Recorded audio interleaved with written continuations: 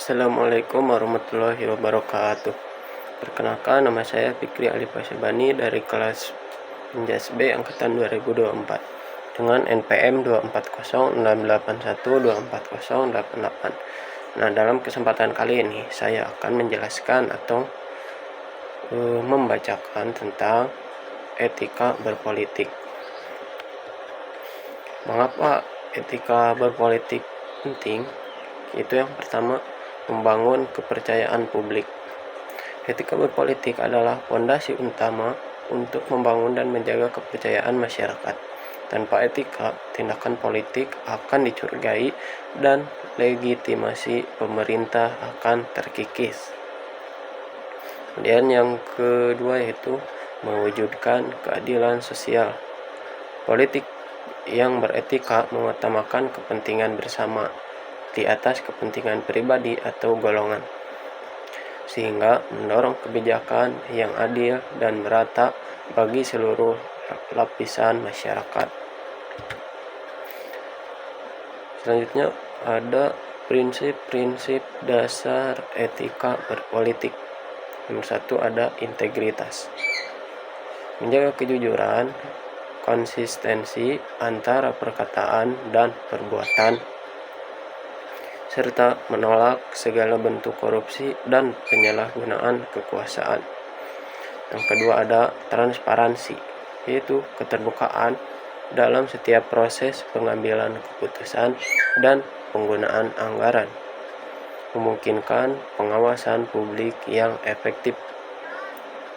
Yang ketiga ada akuntabilitas, yaitu kesediaan untuk bertanggung jawab atas setiap tindakan dan kebijakan yang diambil, serta siap menerima konsekuensi atas kesalahan.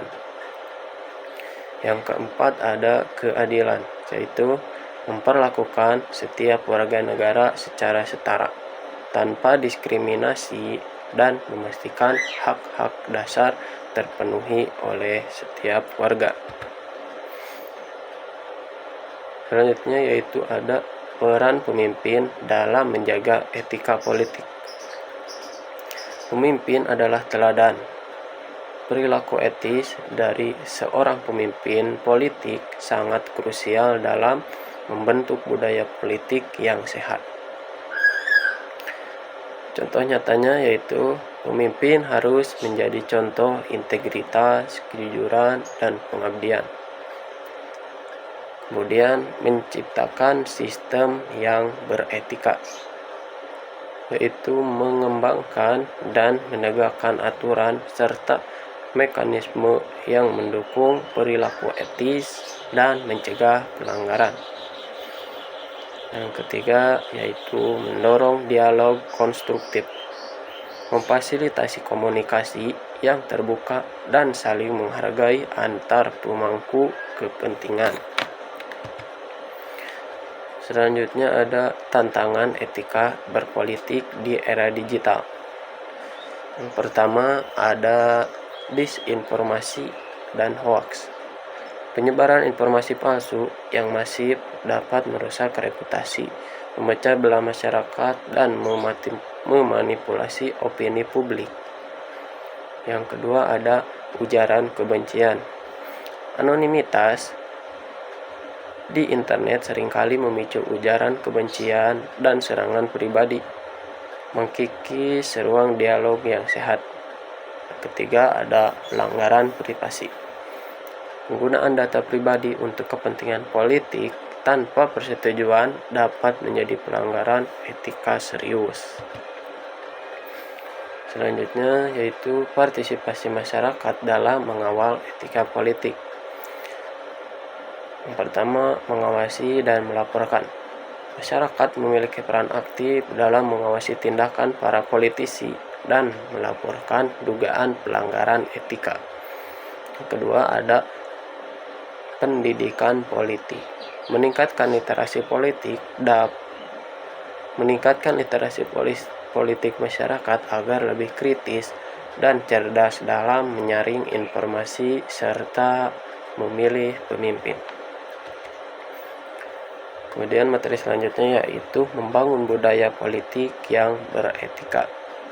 Menciptakan lingkungan politik yang didasarkan pada nilai-nilai luhur adalah tanggung jawab bersama. Yang pertama ada pendidikan sejak dini. Menanamkan nilai-nilai etika, moral, dan tanggung jawab sosial sejak usia sekolah. Yang kedua ada peran media massa. Media harus menyajikan informasi yang berimbang dan mendidik, serta menjadi platform untuk diskusi etis. Ketiga, ada penegakan hukum tegas.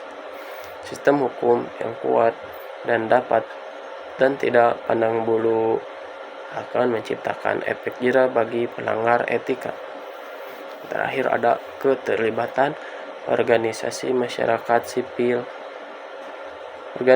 Organisasi masyarakat sipil berperan sebagai watchdog dan advokat untuk isu-isu etika politik.